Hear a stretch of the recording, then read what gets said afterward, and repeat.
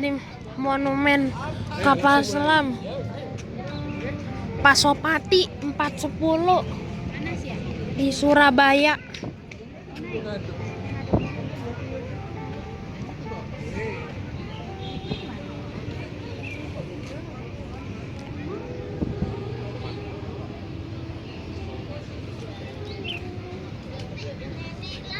Itu pas kalau mau masuk kapal selamnya besar ya guys, kayak KRI Nanggala, KRI Nagapasa.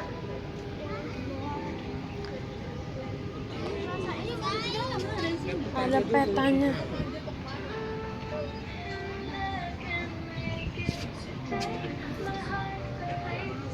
ada denahnya. Ayo masuk. Hah? Udah. Bisa-bisanya. Udah.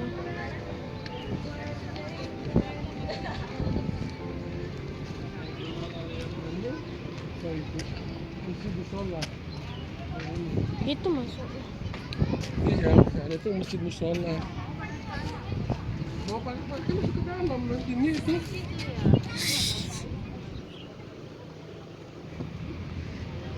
Ini ada tiangnya, itu kayak tiang kapal bajak laut nih.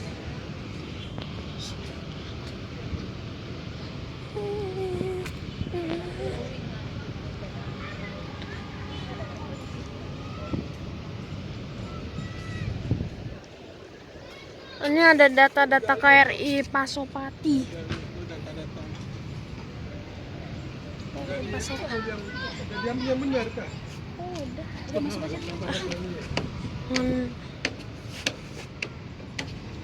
Ini peresmian pada tanggal oleh Kepala Staf TNI Angkatan Laut. Nih guys, kita masuk ke dalam.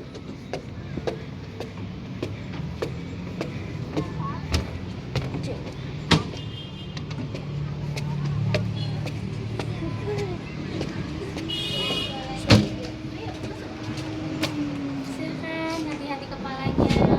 Nanti jam 3 ada pemutaran video lama yaitu tentang sejarahnya kapal selam di belakang kapal. Selam dengan lurus belok kanan.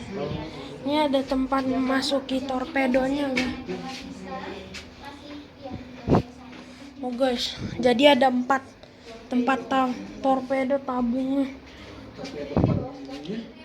Ini ruang torpedo haluan. Ini torpedonya, Sam. Nanti jam 3 ada pemutaran film. Ini. Awas ya, awas kesandung. Baja semua guys bahannya. Hati-hati kepalanya ya. Ini ada lampu. Ini torpedonya panjang. Ini ada pengatur buat pipa-pipa gitu ya.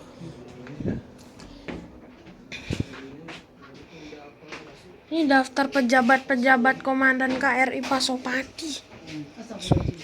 Awas kepala tuh. Siapa pertama? Ini dari sini yang pertama. terkenal 62. Terkenal. Dari sini. Yang terakhir. Yang terkenal siapa? Ada kan yang terkenal. Nggak ada yang terkenal ya.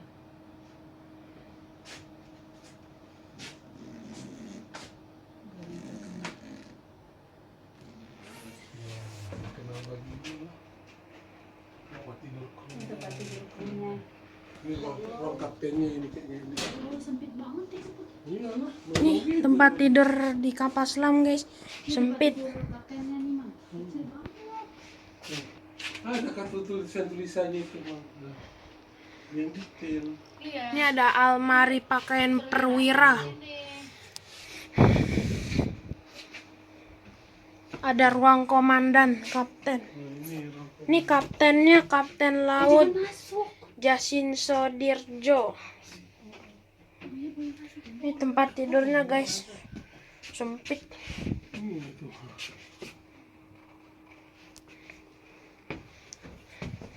Ya Allah, gimana ya rasanya ya sempit begini ya Allah. Ini ada Makanya pada mental saya. antena komunikasinya. Guys, di sini kalau misalnya mau berkomunikasi ada musuh gitu, jadi langsung diberitahu. Ini ada lampunya, ada saluran pipa-pipa air. Ini ada awas kepalanya. Ini untuk melintasi.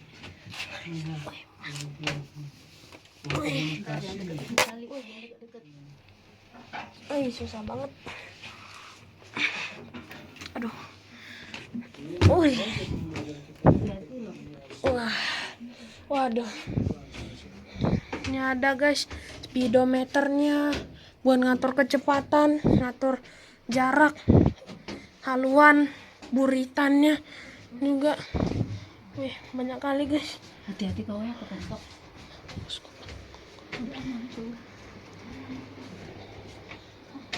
Ini ada ruang 3 komando armada kawasan timur.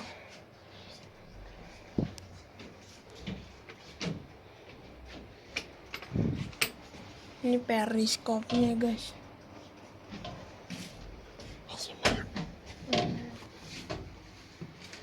Bilik hitung tasel, giro kompas.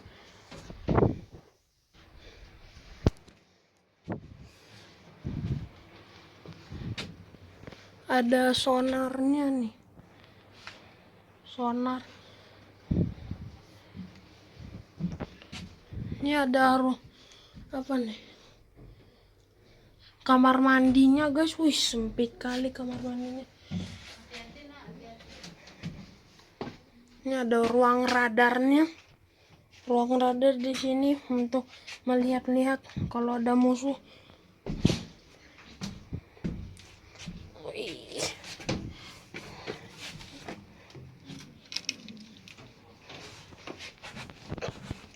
Anjing. Wih, ini ada tempat tidur lagi ya guys. Ini meja makannya nih.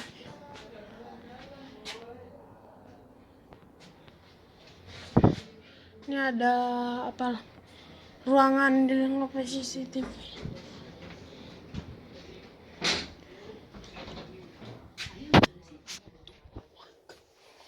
Ini ada pipa-pipanya guys.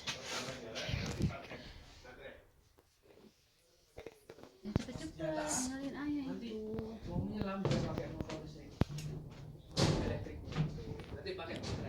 Ini ada pipa-pipanya lagi guys.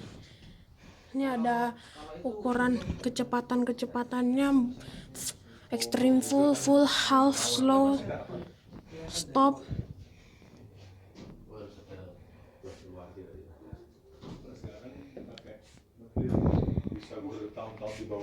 Ini baterainya berapa? Ini udah luas guys. Speknya itu lithium. Ini ada mesin diesel 2000 PK. Ada fungsinya guys. Dari lithium zaman dulu. Iya, berat juga dengan usia berarti. Lithium. Awas. Ada orang penting lewat. Ada nakoda. Oke guys. Jangan. Lantainya Itu baja guys. Aduh. Makanya hati-hati jangan ini.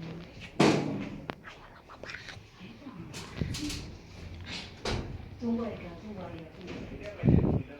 Ini kalau misalnya buat nutup pintunya guys.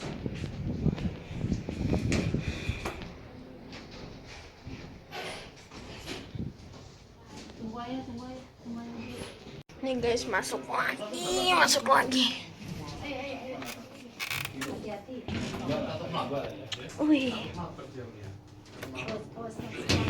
Careful. Sini ada ruang VI.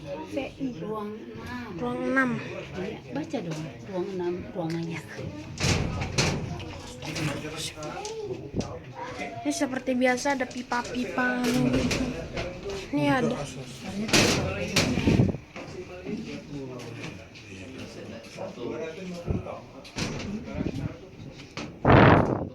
Ini ada, jadi ada di sini sebagian ada bahasa Rusianya guys. 5 km per jam kan guys, dino emang bentuk Berapa kilo? 300. Ada palka, kayak palka, pintu palka gitu.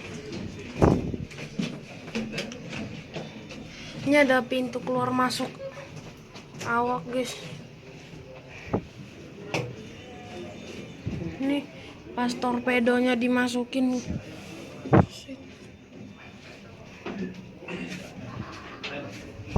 Nutup-nutupnya. Ini buat tutupannya. Bisa digerakin guys. Luncur torpedo.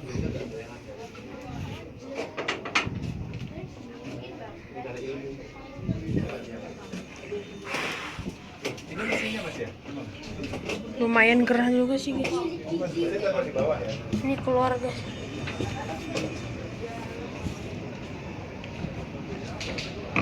Tampilan belakangnya guys. Tuh depannya guys. KRI Pasopati 401. Mantep sih. Jadi ada 3 kapal selam yang baru saya ketahui dan terkenal. Pertama ada KRI Nanggala, kedua ada KRI Nagapasa, terakhir KRI Pasopati. Ini ada ini ya submarin. Kapal selam ini tentang mengenang hubungan baik. Ya, mengenang hubungan baik Indonesia Rusia dalam memperjuangkan keutuhan wilayah Republik Indonesia. Ada bahasa Inggris sama Rusianya guys. Yang kalau ada orang Rusia nonton pasti ngerti guys.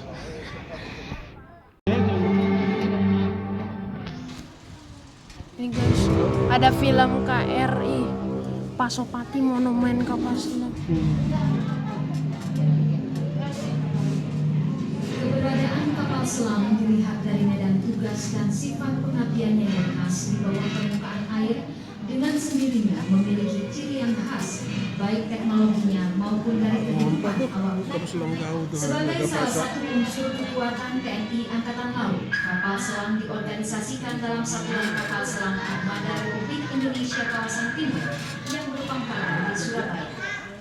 Moto Wira Anantarudira yang berarti tabah sampai akhir menunjukkan bahwa penugasan di kapal selam senantiasa mengutamakan sifat profesionalisme, kebenaran, dan kesetiaan terhadap tugas.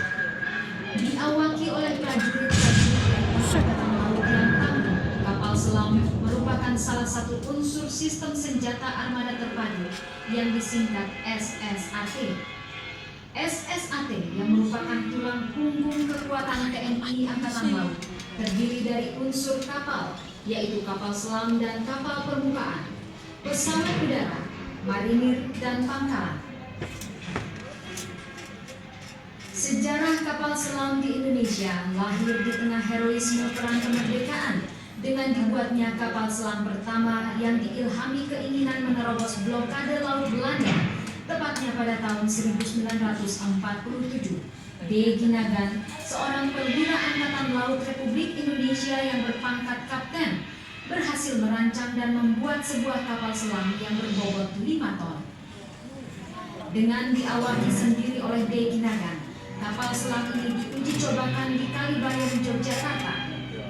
Keberhasilan uji coba ini membawa dampak positif bagi perjuangan bangsa Indonesia, terutama dalam menumbuhkan rasa cinta tanah air dan rela berkorban demi tegaknya kemerdekaan Republik Indonesia. Seiring dengan kemajuan teknologi, kemampuan kapal selam terus dikembangkan oleh beberapa negara-negara besar, antara lain Amerika Serikat, Uni Soviet, dan Jerman. Menurut kemampuan daya jelajahnya, kapal selam terbagi atas beberapa kriteria, yaitu ocean going, coastal going, dan midget submarine. Dari Uni Soviet, salah satu produksinya yang handal dari jenis ocean going yaitu kapal selam Mishki class. Dengan semakin kompleks tuntutan tugasnya, TNI Angkatan Laut pada tahun 1959 menambah sistem puncak kesenjataannya dengan kapal selam. Tepatnya pada tanggal 12 September 1959, Sedang menonton film menerima tentang dua kapal buah selam Indonesia. Kelas dari pemerintah Ya boleh Uni Soviet. matiin nggak ya? Masing-masing diberi nama RI Cakra dan RI Nanggala. Hingga saat ini, tanggal 12 September diperingati sebagai hari lahirnya Korps Hiu Kencana, yaitu Korps Pengawal Kapal Selam.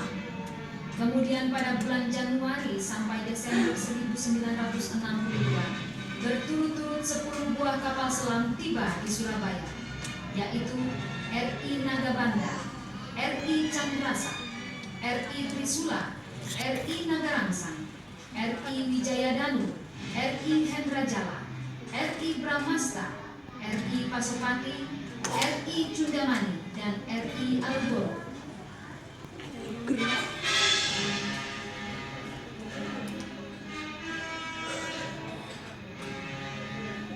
Pada operasi Trikora, pembebasan Irian Barat, kapal selam berperan penting di dalam memberikan tekanan-tekanan psikologis terhadap pihak Belanda yang bercokol di Irian Barat, antara lain melalui operasi pengintaian dan penyusupan ke daerah musuh, dikenal dengan Operasi Antarja, Jaya Wijaya 1, Cakra 1, Alugoro dengan mendaratkan pasukan RPKAD di Tanah Merah Irian Barat, serta Operasi Jaya Wijaya 2.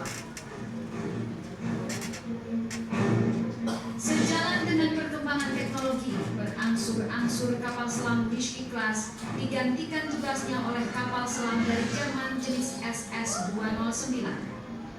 Kapal selam yang masuk jajaran TNI Angkatan Laut pada dekade awal tahun 80-an ini berjumlah 2 buah, yaitu KRI Cakra dengan nomor lambung 401 dan KRI Nanggala 402.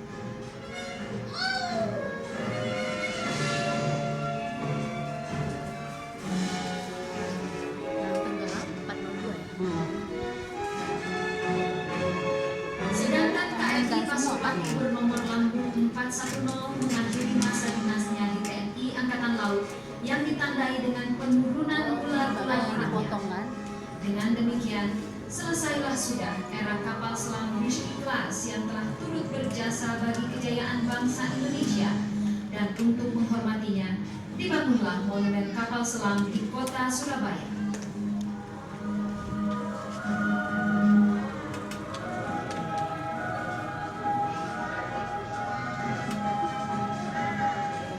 Keberadaan monumen kapal selam bukan hanya sekedar pelestarian bangunan kapal selam, tetapi lebih dari itu merupakan ungkapan rasa hormat atas jasa-jasa para pahlawan laut yang gugur dan tenggelam sebagai pahlawan-pahlawan tanpa batu nisan.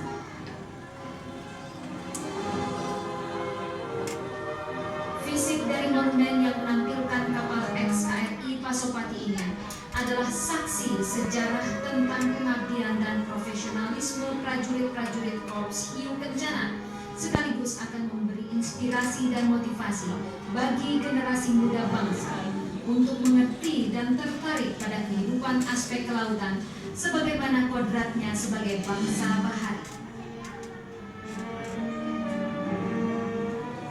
Selain itu, monumen kapal selam menjadi saksi, bukti, dan bakti akan kejayaan bahari kita sebagai persembahan bagi prajurit-prajurit matra laut dan juga bagi segenap rakyat Indonesia.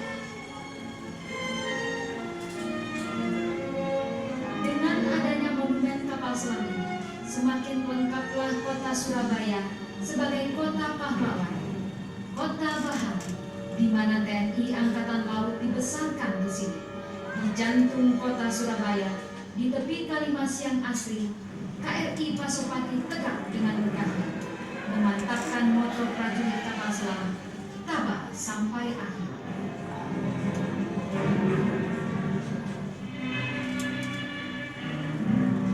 Sementara itu, di tepi Selat Madura, di pinggir kota Surabaya, berdiri pula sebuah monumen kejayaan TNI Angkatan Laut, Monumen Charles Veva Jayamati, yang merupakan salah satu mata rantai ungkapan kejayaan kebaharian Indonesia dari masa ke masa. Sejalan dengan bergulirnya waktu, Sejak diikrarkan Sumpah Palapa oleh Gajah Mada pada zaman Majapahit, cita-cita menyatukan wilayah Nusantara akhirnya terwujud dengan berdirinya Negara Kesatuan Republik Indonesia pada tanggal 17 Agustus 1945 sebagai negara maritim terbesar di dunia.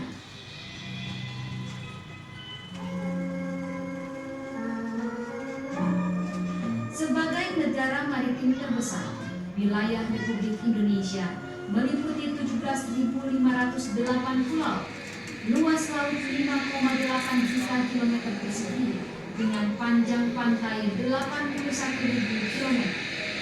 Maka sewajarnya lah jika Indonesia memiliki angkatan laut yang dapat diandalkan dan dibanggakan.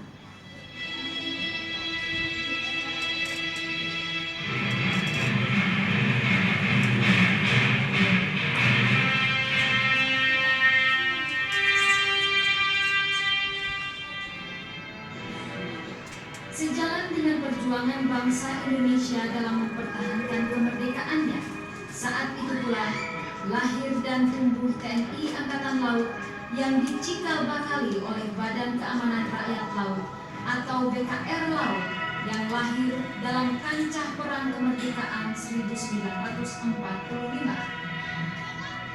Pada era tahun 1950 sampai dengan 1959, TNI Angkatan Laut aktif menyumbangkan dharma baktinya dalam menegakkan dan mengisi kemerdekaan, antara lain dalam berbagai operasi amfibi guna menumpas pemberontakan bersenjata seperti PRRI, Permesta, RMS, dan BITI. Memasuki tahun 1960 sampai dengan tahun 1968, TNI Angkatan Laut makin berkembang dengan dimilikinya sejumlah kapal perang jenis destroyer, frigat, peluncur roket, dan kapal selam. Bersama-sama dengan kekuatan ABRI lainnya, TNI Angkatan Laut melaksanakan berbagai operasi militer, termasuk operasi pembebasan Irian Barat dan penumpasan B-30S PKI. Sejak tahun 1979 hingga sekarang, TNI Angkatan Laut mengalami kemajuan pesat dengan dimilikinya peralatan berteknologi mutakhir yang diorientasikan pada terwujudnya postur TNI Angkatan Laut yang profesional, efektif, efisien, dan modern dengan sasaran kemampuan bidang intelijen, pertahanan, keamanan, sosial politik ABRI, teritorial, dan kemampuan dukungan.